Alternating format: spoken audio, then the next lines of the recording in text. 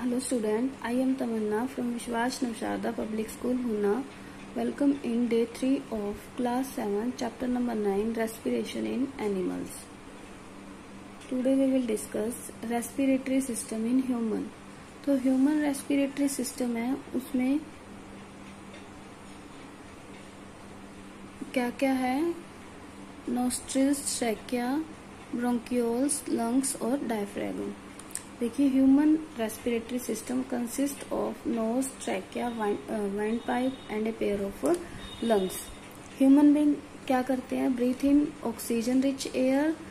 किसके through? Knows के through वो क्या करते हैं? ब्रीथ इन करते हैं. फिर ट्रैकिया और वाइंड पाइप से क्या होते हैं? वो इनहेल एयर जो है वो ट्रांसपोर्ट हो जाती है लंग्स के पास. लंग्स कहाँ सिचुएटेड है? Near the chest cavity. A bony structure called the rib cage protect the lungs. देखिए जो बोनी स्ट्रक्चर है जिसे हम रिब केज बोलते हैं वो क्या करती है? लंग्स को प्रोटेक्ट करती है. It also provide support to the lungs. ये क्या है? लंग्स को सपोर्ट भी प्रोवाइड करते हैं. And help to take in and remove air from the lungs. और क्या करते हैं? हेल्प करते हैं लंग्स के अंदर एयर जाने में और बाहर निकलने में. Each lung is further made up of a large number of sac-like structure. हर एक लंग जो है वो large number of sac-like structure से बना है जिसे हम क्या बोलते हैं? alveoli, which are surrounded by a network of capillaries. जो क्या है? कैपिलरीज के नेटवर्क से सराउंडेड है और प्रोवाइड करते हैं sufficient blood supply. It is here that exchange of gases, oxygen and carbon dioxide. मतलब कि यहाँ पे क्या होगा? गैसेस का एक्सचेंज होगा.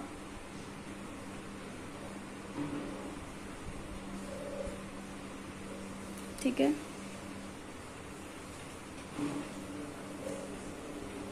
Gas exchange inside a single alveoles, capillaries present around alveoli inside lungs. Another important part of respiratory system is the diaphragm, which is dome-shaped muscle present beneath the lungs. ये क्या है? Bone shape structure है या फिर muscle है जो क्या है? लंग्स के नीचे प्रेजेंट है. इनहेलेशन के दौरान क्या होता है? डायफ्रैगम कॉन्ट्रैक्ट हो जाते हैं और डाउनवर्ड मूव करते हैं और एयर इन जाती है और ऑक्सीजन रिच एयर इनहेल हो जाती है और फिर ब्लड में चली जाती है. ठीक है. The blood transport oxygen. Blood क्या करता है? सभी बॉडी पार्ट के पास ऑक्सीजन को ट्रांसफर कर देगा और वेस्ट जो है वो और कार्बन डाइऑक्साइड वापस लंग्स में आ जाएगी. और जब एक्सहेलेशन होगा तो डायफ्रैगम क्या होगा? रिलैक्स होगा, अपवर्ड मूव करेंगे और कार्बन डाइऑक्साइड रिच एयर जो है वो पुश आउट हो जाएगी, लंग्स से बाहर निकल जाएगी. तो ये थी respiratory system in human being कि किस तरह से ह्यूमन बीइंग का रेस्पिरेटरी सिस्टम काम करेगा. This is the activity to understand how the diaphragm works during breathing. Breathing के दौरान किस तरह से डायफ्रैगम वर्क करते हैं? एक्सपेंड होते हैं और कॉन्ट्रैक्ट होते हैं. एक्सपेंड होते हैं. देखिए यहाँ हमने अभी रीड किया था कि क्या होता है जब कॉन्ट्रैक्ट होते हैं तो डाउनवर्ड मूव करते हैं. ठीक है. डाउनवर्ड मूव करेंगे और एयर अंदर चली जाएगी. ठीक है. और जब एक्सपेंड, देखिए जब डायफ्रैगम कॉन्ट्रैक्ट होंगे तो एयर इन जाएगी और ये डाउनवर्ड चले जाएंगे. ठीक है. और जब रिलैक्स होंगे या फिर श्रिंक होंगे तो एयर बाहर निकल जाएगी और ये अपवर्ड मूव करेंगे. यही एक्टिविटी हमने इसमें रीड करनी है तो ये आप रीड कर लेना. Next let's answer. Match the following. Breathing involve inhalation and exhalation. Respiration release energy from food. Lungs respiratory organ in mammals. Gills take up oxygen from water. Diaphragm help in inhalation and exhalation. तो ये true false हैं.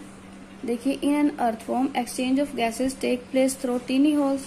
नई earthworm में जो exchange of false कहाँ से होता है? मॉइस्ट स्किन से.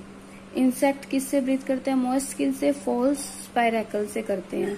Frog is able to breathe in water with the help of gills. किससे करते हैं? लंग्स से करते हैं. फिश किसके थ्रू? मॉइस्ट स्किन से. तो फॉल्स गिल्स से करेंगे. Diaphragm expand to allow inhalation and exhalation. False diaphragm expand तो होते हैं तब कौन सा प्रोसेस होता है? एक्सहेलेशन का। ठीक है, जब कॉन्ट्रैक्ट होते हैं तब क्या होता है? इनहेलेशन का। तो ये सभी फॉल्स हैं। राइट मैंने राइट कर दिया ऊपर। देखिए, exchange of gases.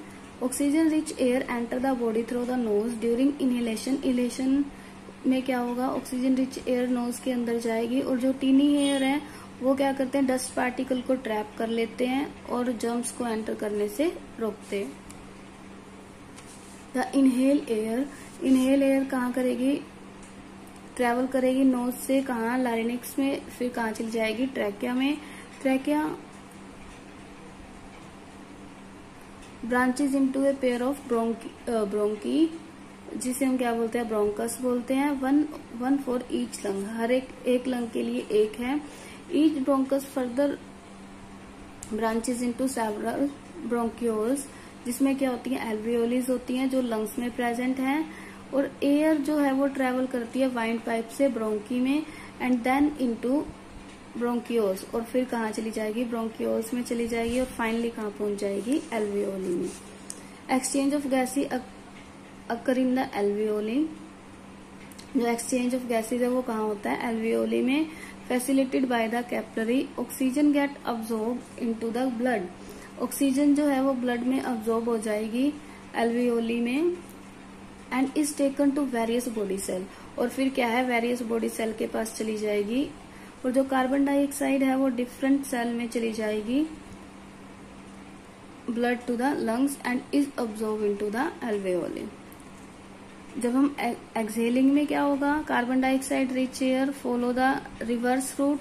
Reverse route मतलब जिस तरह से गई थी और उसके रिवर्स रूट से वापस आ जाएगी, eventually move out through the nose, और नोज से बाहर निकल जाएगी। देखिए, नेक्स्ट टॉपिक है हमारा रेस्पिरेशन। रेस्पिरेशन की डेफिनेशन हमने रीड की थी कि फूड का ब्रेकडाउन होना और उससे एनर्जी का मिलना। देखिए, oxygen absorb from the alveoli combine with the haemoglobin present in the blood, और क्या फॉर्म करेगी? Oxy haemoglobin. फिर ऑक्सीजन ट्रांसपोर्ट हो जाएगी बॉडी की सभी सेल में।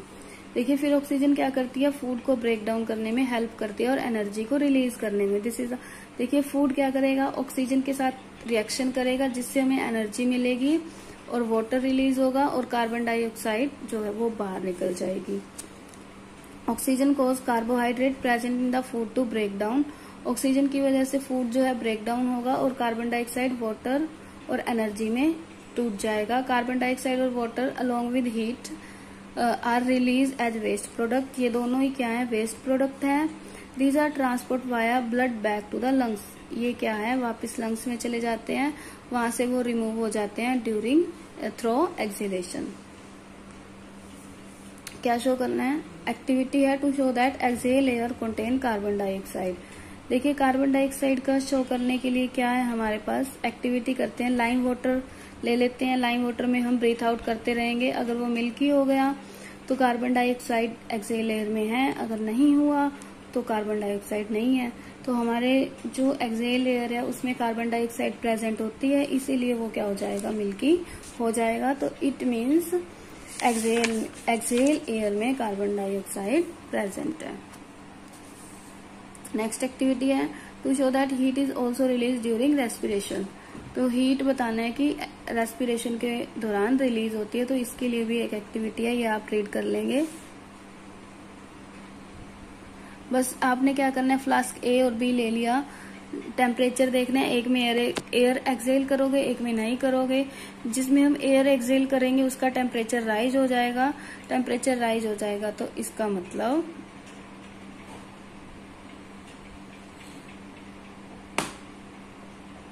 उसमें हीट रिलीज होगी। नेक्स्ट है type of respiration, aerobic and anaerobic. Two type of respiration है। देखिए, एरोबिक रेस्पिरेशन क्या है? जो प्रेजेंस ऑफ ऑक्सीजन में होगा, carbohydrate in presence of oxygen, water, carbon और कार्बन डाइऑक्साइड और एनर्जी रिलीज होंगे। नेक्स्ट है एनएरोबिक रेस्पिरेशन, जो एब्सेंस ऑफ ऑक्सीजन में होगा, कार्बोहाइड्रेट, एब्सेंस ऑफ ऑक्सीजन में क्या बनेगा? अल्कोहल, कार्बन डाइऑक्साइड और एनर्जी रिलीज होंगे। This is aerobic, means in presence of oxygen. Anaerobic means in absence of oxygen. Next है रेस्पिरेशन इन प्लांट.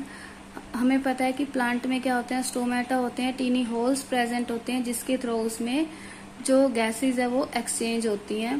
प्लांट क्या करते हैं, प्लांट में फोटोसिंथेसिस का प्रोसेस होता है जिसमें वो क्या करते हैं, कार्बन डाइऑक्साइड को लेते हैं और ऑक्सीजन को छोड़ देते हैं, और वो किसके थ्रू होगा, स्टोमेटा के. वो तो फोटोसिंथेसिस है. लेकिन रेस्पिरेशन में क्या होता है, जैसे ह्यूमन बीइंग में होता है वैसे ही क्या करेंगे, ऑक्सीजन को टेक इन करेंगे, ठीक है, और प्लांट सेल में दे देंगे और कार्बन डाइऑक्साइड दे देंगे जिसका वो यूज भी कर लेते हैं. ईच स्टोमा, देखिए इट इज स्टोमा, ये तो स्टोमेटा है जो स्मॉल पोर्स हैं, और एक जो होता है उसे हम स्टोमा बोलेंगे. ये ओपन स्टोमा है, इसमें गैसेस, गार्ड सेल, इसमें जाएंगी गैसेस, और जब बाहर निकलेगी तो ये इस तरह से, जब अंदर जाएगी वो इस तरह से हो जाएगा.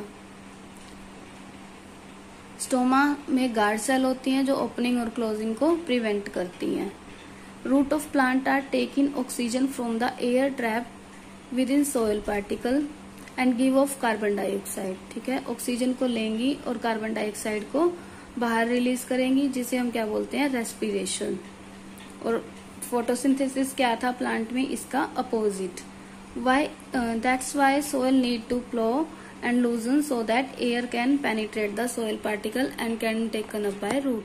तो इसीलिए हम क्या करते हैं, सोइल को पेनिट्रेट करते हैं ताकि जो ऑक्सीजन है वो रूट तक जा सके. जो एक्वेटिक प्लांट है वो डिजोल्व ऑक्सीजन का यूज करते हैं.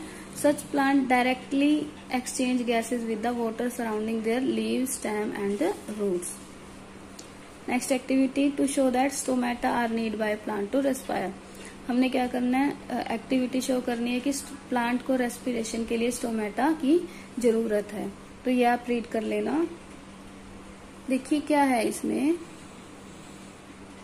हमने क्या लेना है, petroleum jelly, leafy plant such as rose, hibiscus.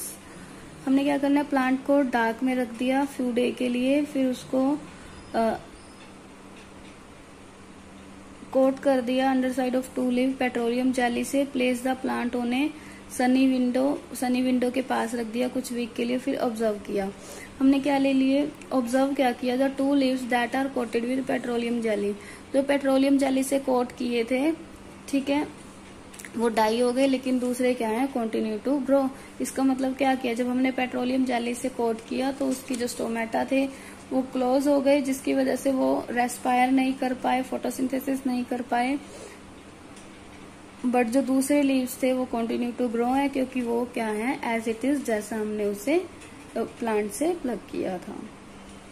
तो यहाँ लेसन 9 की रीडिंग कंप्लीट हुई. नेक्स्ट देखिए एक्सरसाइज है इसकी, ये आप कर चुके होंगे, और नेम द फॉलोइंग ये आप फेयर नोटबुक में कर लेना, और आंसर द फॉलोइंग हम नेक्स्ट वीडियो में डिस्कस करेंगे. Thank you, bye bye, keep studying.